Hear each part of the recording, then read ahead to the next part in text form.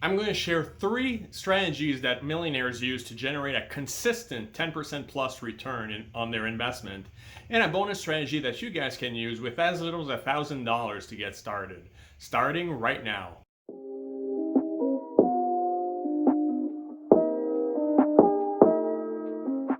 Hey guys, welcome back. Patrick here with another video that I think is going to really help you out a lot, especially if you're newer. Speaking of which, if you're new here and you really want to take your investments to the next level, then click the subscribe button. I share all of my best strategies with you guys.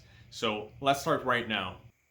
Alright guys, we have to talk about real estate. We just can't escape it. It's one of the main ways that people have built wealth in this country. Now, hold on. I know exactly what you're going to tell me. You're going to tell me that you don't want to be a landlord and you don't want to deal with tenants and toilets. But don't worry, that's not what we're talking about today. No millionaire wants to pick up the phone at 2 a.m. and go fix toilets. Today we're talking about passive investments. So the first one we're going to talk about is turnkey rentals. Now, there are companies in the US that specialize in buying distressed properties, and in this case, we're talking about mostly single family residences, but also small multifamilies. Then they fix it up, they put good tenants in it, and then they manage it and sell it to a retail investor, someone that has more money than time, right? Your goal is to buy something that's already working, just collect the money while someone else manages it. That's what turnkey companies do. They're mostly located in places in the US that has high cash flow and lower price for houses. So usually you can start doing this with about $20,000 for houses that are in the $100,000 range by getting a loan. Okay, so that's one of the options that are pretty good for people that are looking for passive investments and want to get started in real estate. Now, the second one we're going to look at is syndication. What's a syndication? It's those bigger properties that are multifamilies that cost 3, 4, $10 million and have hundreds of units. Well, not a lot of companies can actually just outright buy them. So what they do is they take a lot of smaller investors, pool the money and buy it that way, or get enough money to get a loan that way. Okay, so the syndicator finds people, usually at least sophisticated investors, and that's how they buy the property. Now, when you join a syndication, you can expect about 10-15% return, which accounts for both the cash flow and the appreciation of the property. What they're trying to do is force appreciation by improving the property, raising the rents, lowering the expenses, and after a few years, they either rent it or refinance it and distribute the money to the investors. The price point varies a lot, but most syndicators usually take $50,000 to $100,000. And it depends if you're an accredited investor or not. We're not going to get into that in this video, but if you have $50,000 to $100,000, you can look into syndication. Now, NNN stands for triple net lease. And that's really interesting. It's mostly commercial properties, which are something like a doctor's office or a Walgreens, a local pharmacy, where the main company doesn't want to own the actual building. So what they do is they rent the building from the owner, and they actually manage it for the owner. So they're going to take care of the improvements in the property. They're going to keep it clean. They're going to take care of the parking lot and that type of maintenance. So the owner is very passive in a case like this. But the downside is that since it's usually higher quality properties and they don't manage it themselves, well, the owner don't get as much profits from it. The yield, as far as I know, like in this environment, is about 6%, something like that. Depending on the quality of the tenant. It might be a little bit higher, it might be a little lower, and of course it also depends on where in the country. But it's not quite 10% if you look at it that way. And it's a more expensive type of investment. The financing is a little bit different. It's going to be more expensive. It's going to be a commercial loan. So usually it's more expensive. I wrote $500,000, but a Walgreens right now is like $6 million. So it really depends, it really varies. But if you have a lot of money and you're looking to park it in something safe and durable, very passive, triple net leases is an option. So why is real estate so good and why do people love it so much? Well, one of the main reasons is leverage, which changes the entire game, okay? Because if you look over here, let's think about a $250,000 rental, okay? Well, usually all of these you can buy for 20-30% down payments. So in this case, let's say you're starting with 50,000. Well, now you control a $250,000 asset. And all of the gains, all of the benefits from rental properties, you're going to get on the $250,000, not on the 50. So there are four main ways to make money with rentals. There's cash flow, appreciation, debt pay down, and then the tax benefits. Well, if you're, we're just talking about the appreciation right now. Okay, 2% of 250 is 5,000. Okay, but you're only into it for 50. So right then and there, that's your 10% cash on cash return. If the property went up 5%, that's 12.5%, $12,500 out of your 50. So that goes up really quickly, right, in percentage of your cash on cash return. So you're not going to find that with most other investments. The leverage makes all the difference, and this is why real estate is so powerful and has created so much wealth. It's the fact that you can leverage your money into much bigger assets than you normally could. And 10% here sounds like a lot, right? Because it makes $25,000 out of your 50.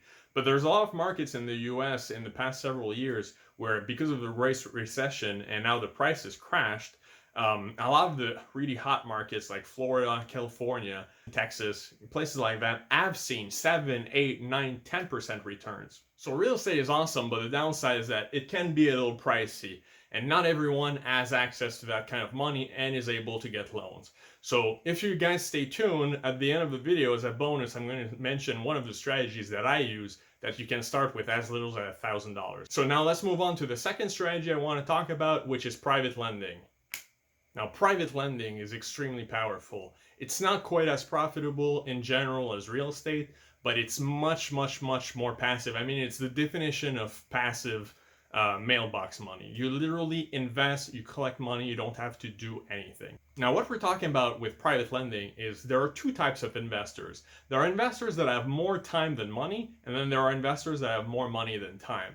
If you're looking for passive investments, you might be in the second category. Well, the first category are people that want to do mostly real estate deals. Okay, they want to either fix and flip them, or they want to keep the rental property for a long time. But if you're investing with your own money and you have a good deal flow, I'm guarantee you 1,000% you're always going to run out of money. So people that have more time than money have to rely on the other type of investors that's more passive and is going to help them with the deal flow by lending money. Usually you can get about 8 to 14%. It really varies over time. It used to be a little higher, and there were also points, but we're not going to get into that right now. I just want you to understand the principle that there are people out there that are looking for money to invest in real estate, people that already have a lot of experience and they just need help buying the properties, and then they'll pay you the interest and they're going to give you your money back once the transaction is over and they refinance the property or they sell it to another investor. Okay, now note investing takes this to another different level. It's more complicated, it's more of a financial type investment, but the basic principle, that's how I got started, is especially after the recession, a lot of banks had mortgages on people's homes and the homes were in default. People stopped paying. So these banks started to sell the mortgages in big packages to bigger companies, which these companies didn't need all of them. So it trickled down to smaller investors. So yes, you can actually buy mortgages on people's homes. And that can be extremely, extremely profitable. Now, if you're buying some that have never been in default, you're not going to get 10% because you know how low the interest rates are right now, correct? But if you buy a mortgage that used to be in default, but an investor made reperforming, okay, well, you can buy that reperforming mortgage for a discount. And usually in this case, you can get like 12-14% returns depending on what kind of discount you can get. So that's a little bit more advanced. It's more of a financial type investments. I don't necessarily recommend it, especially if you're a newer. That's how I started. I made a decent amount of money with it, but it's all a bit more complicated and you really need to learn the ins and outs of it. So it's not as passive. Once you have it, it's passive, but the barrier to entry is a lot higher. So stick with private lending. It's a lot easier. 8 to 14%, nothing to scoff at.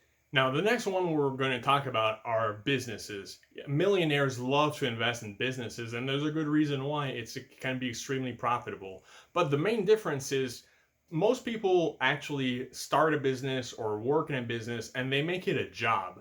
Millionaires don't want another job. Okay, so you're looking for something that's passive. Well, here we're going to talk about two types.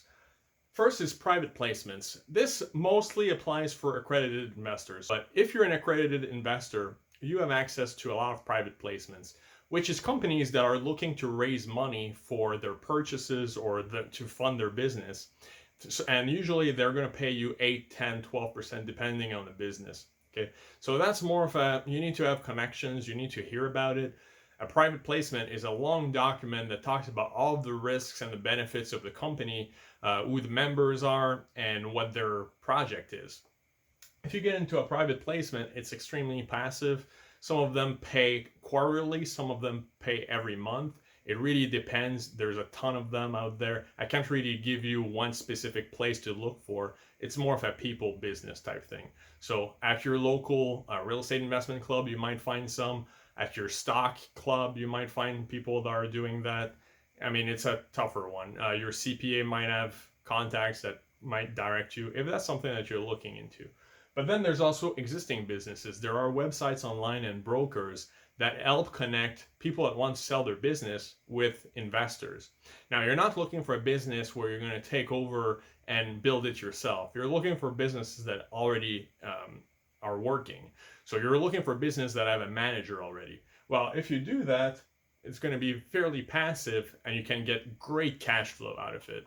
I'm going to put a link in the description so you can take a look online and see if there's anything in your area that might work for you. So from least expensive to most expensive, usually real estate is the cheapest, then you have lending, because depending on the size of the project, and then businesses are usually the most expensive. So that's why I ordered them that way. Real estate is a lot easier to get started in, but the more you go up the food chain, the more lucrative it can be. Are you guys ready for a bonus strategy?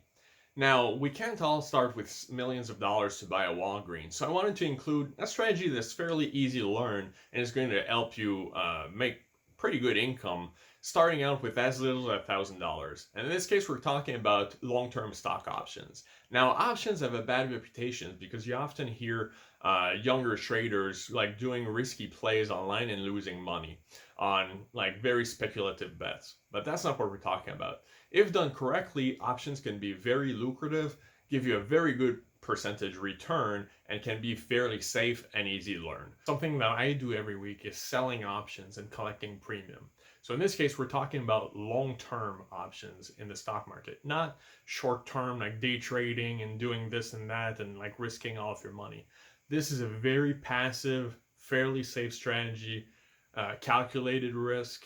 You know right ahead of time how much you can make, how much you can lose. So the two easiest ones is covered calls, which is when you own 100 shares or more of a stock, you can sell someone the option to buy them at a certain price. So let's say that your stock is worth $5 and you own 200 shares. Well, technically you could give someone the option to buy your shares for $7, and in exchange you would collect a small premium. Well, that premium over time can be 10% or more very easily. Second one is cash secured puts. This gives someone the option of selling you shares at a certain price. Let's say that a share is worth $20 right now. Well, someone wants to guarantee that they're not going to lose too much money. Well, you can sell them the option of giving you the shares for $18.